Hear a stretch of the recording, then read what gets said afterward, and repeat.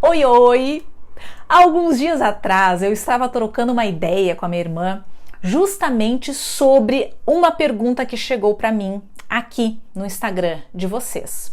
Nós estávamos conversando sobre escrever bem português.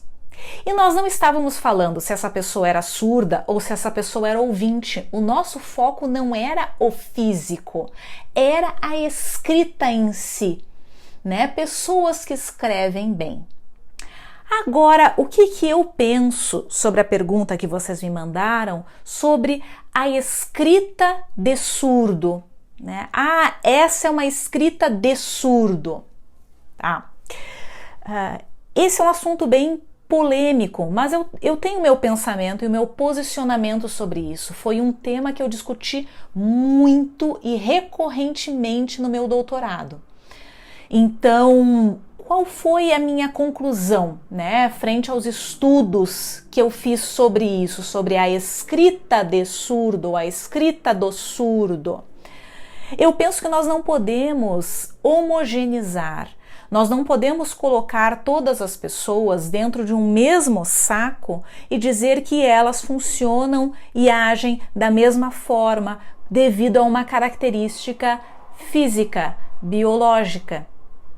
Não existe uma escrita única e homogênea de ouvinte, uma escrita única e homogênea de cegos, uma escrita única e homogênea de surdos. Existem centenas, milhares de variações dentro dos grupos, né? Dentro do grupo de pessoas que escreve, né, que sabe escrever, que é alfabetizada, que consegue escrever um texto, uma frase, existem variações infinitas, certo? Agora, que eu acho que é esse o ponto que vale refletir e pensar, tá? Todo ponto vale refletir e pensar, tá? Mas eu tô trazendo aqui para o ponto que eu considero importante que nós pensemos agora. Quando eu penso numa escrita de surdo, numa escrita do surdo, o que acontece, né? O que essa frase quer dizer? Quer dizer que, possivelmente, temos aí uma pessoa que teve na sua primeira língua a Libras, né? A Libras foi a sua primeira língua, tá? E aí, a influência da Libras ela acontece no seu segundo idioma, certo? Então, a forma da Libras, a estrutura da Libras, a estrutura frasal da Libras, as suas características gramaticais, elas passam para o segundo idioma, que é o português, certo? Você que tem como primeira língua o português, você também traz do português e leva para Libras, se a Libras for o seu segundo idioma, características do português, né? E aí nós vemos, por exemplo, o português sinalizado, né? A escrita de surdo. O que é isso? Isso é o reflexo da sua primeira língua sendo trazida para a segunda língua. Isso vale, gente, para vários idiomas.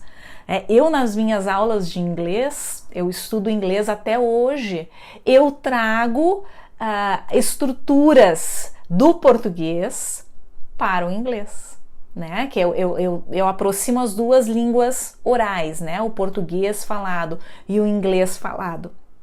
Então, isso é algo natural.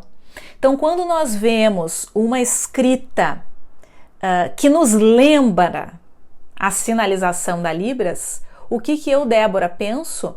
Estamos aqui diante de um surdo que tem a Libras como sua primeira língua, né?